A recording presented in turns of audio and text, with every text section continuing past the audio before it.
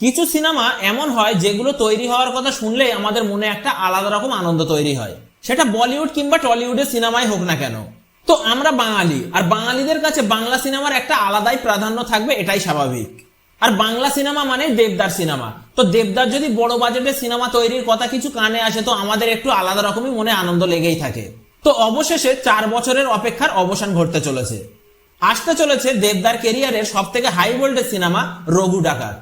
সিনেমাটির ঘোষণা করা হয়েছিল আজ থেকে 4 বছর আগে, এবং তারপর থেকে সিনেমাটি কোনো না কোনো কারণে পিছিয়ে গেছে।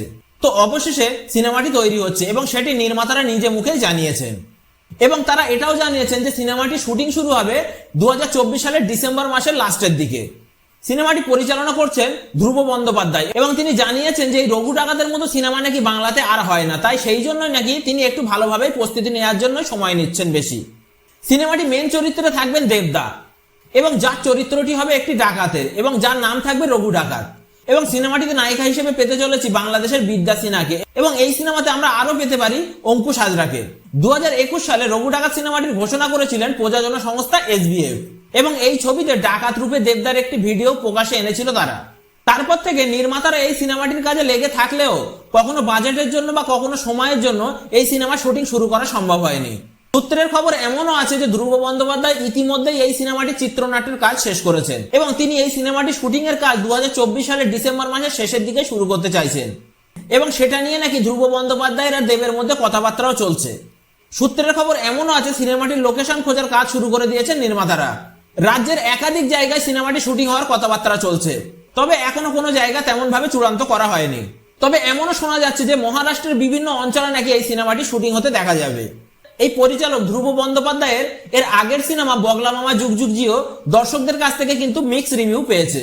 আর এই বগলা মামা যুগ যুগ জিও সিনেমার পর থেকেই ধ্রুব বন্দ্যোপাধ্যায় একেবারে লেগে পড়েছেন এই রঘু ডাকাত সিনেমাটির কাজে। তিনি কোনো খুঁত রাখতে চাইছেন না এই রঘু ডাকাত সিনেমাতে, যদিও নির্মাতারা এই সিনেমাটি সংক্রান্ত কোনো তথ্য এখনই প্রকাশ করতে রাজি হচ্ছেন না।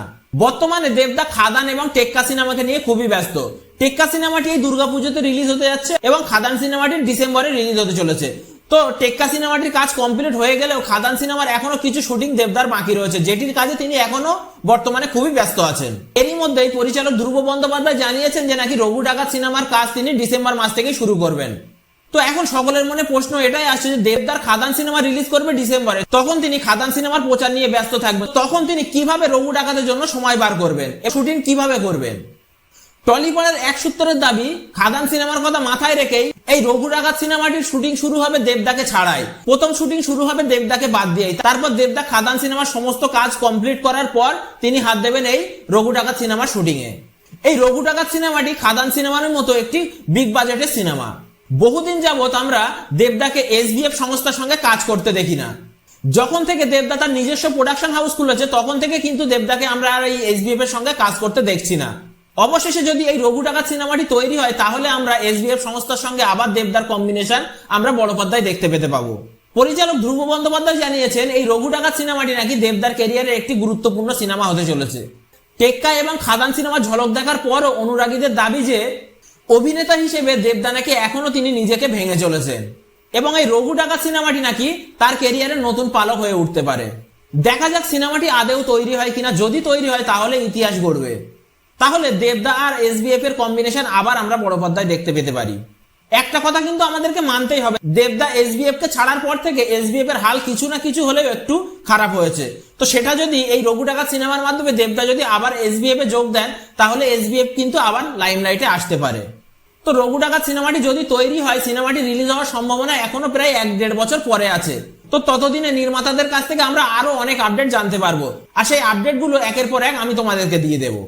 তো আমরা সকলেই চাইবো দেবদার রঘু ডাকাত সিনেমাটি তৈরি হোক এবং সিনেমাটি রিলিজ করুক, আমরা সকলেই হলে গিয়ে সিনেমাটিকে দেখব।